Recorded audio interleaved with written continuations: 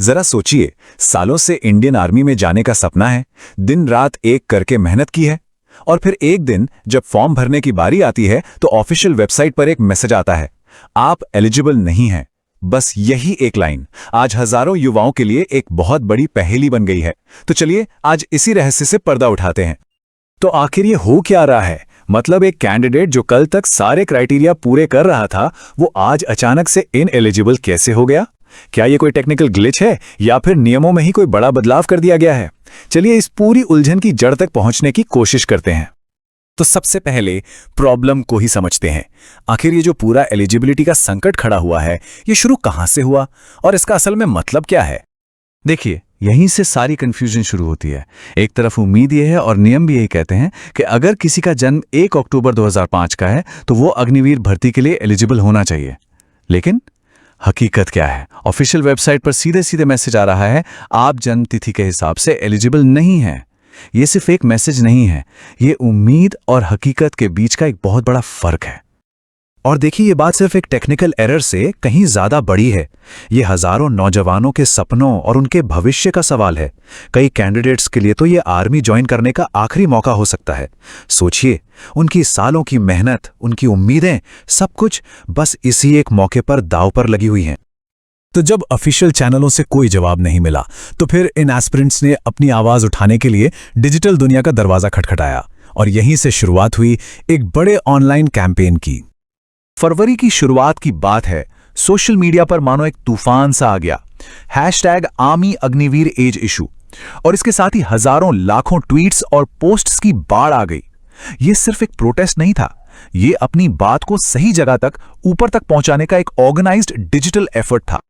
और हां, ये सिर्फ स्टूडेंट्स की ही आवाज नहीं थी। बहुत जल्द कई बड़ी बड़ी कोचिंग एकेडमियों और जो इन्फ्लुएंशियल कंटेंट क्रिएटर्स हैं, वो भी इस कैंपेन के सपोर्ट में आ गए। और फिर देखते ही देखते ये कुछ अकेली आवाजें एक बहुत मजबूत आंदोलन में तब्दील हो गईं। अब इसी ऑनलाइन कैंपेन के बीच में कुछ ऐसी जानकारी सामने आई जिसने सबको हैरान कर दिया। इसे एक तरह से सबूत के तौर पे पेश किया गया कि चलो भाई, आवाज आखिरकार सुनी तो जा रही है।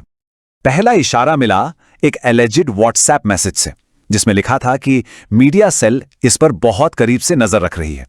अब ये एक साफ इशारा था कि सोशल मीडिया पर जो कुछ भी चल रहा है वो अब अधिकारियों के रडार पर आ चुका है। इसके कुछ ही घंटों के बाद एक और मैसेज सामने आया जिसने उम्मीदें और बढ़ा दी। इस बार दावा यह था कि इस पूरे मुद्दे पर हायर लेवल पर चर्चा हो चुकी है। मतलब साफ था, बात अब सिर्फ निगरानी से आगे बढ़कर एक्शन की तरफ जा रही थी। और फिर आया सबसे बड़ा खुलासा। एक मैसेज में यह दावा किया गया कि लखनऊ में खास तौर पर इसी मुद्दे पर एक मीटिंग हुई है, जिसमें 9 महीने के एज डिफरेंस पर गहराई से चर्चा हुई है। तो क्या ये वो कामयाबी थी जिसका सबको इंतजार था? लेकिन कहानी में एक और ट्विस्ट है, एक दूसरा एंगल भी है जो एक बड़ा सवाल खड़ा करता है। क्या ये वाकई कोई पॉलिसी में बदलाव है या फिर सिर्फ एक टेक्निकल ग्लिच? हाँ, तो कई लोगों का यह भी मानना है कि ये सब कुछ जो हो रहा है ना, ये सिर्फ एक टेक्निकल एरर है। मतलब हो सकता है वेबसाइट के कोड में ही कोई बग हो जिसकी वजह से ये गलत मैसेज दिखाई दे रहा है। मगर ये जो टेक्निकल एरर वाली थियरी है, ये एक सीधे से सवाल का जवाब नहीं दे पाती। अब जरा इस टेबल को देखिए। जब डेट ऑफ बर्थ 1 अक्टूबर 2005 डाली जाती है तो नॉट एलिजिबल का मैसेज आता है। लेकिन जब 30 जून 2006 मतलब बाद की कोई तारीख डालते हैं तो फॉर्म आगे बढ़ जाता है, वो एलिजिबल दिखाता है। तो सवाल यह है कि अगर ये कोई बग है तो ये इतना सिलेक्टिव कैसे है? सिर्फ एक खास डेट पर ही क्यों आ रहा है? तो अब सवाल यह है कि हम खड़े कहां हैं इस पूरी अनिश्चितता के माहौल में? जो एस्पिरेंट्स इससे प्रभावित हुए हैं, उनके लिए आगे का रास्ता क्या है? फिलहाल जो प्रभावित कैंडिडेट्स हैं, उन्हें 3 सलाह दी जा रही हैं। पहली, पॉजिटिव रहें क्योंकि आवाज पर ध्यान दिया जा रहा है। दूसरी, किसी भी नतीजे पर पहुंचने से पहले आर्मी की ऑफिशियल नोटिफिकेशन का इंतजार करें। और तीसरी और सबसे जरूरी, प्रोसेस पर भरोसा रखें।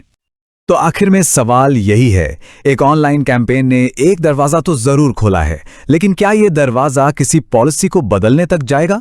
हजारों एस्पिरेंट्स के लिए इस सवाल का जवाब सिर्फ और सिर्फ आने वाली ऑफिशियल नोटिफिकेशन में ही छिपा है।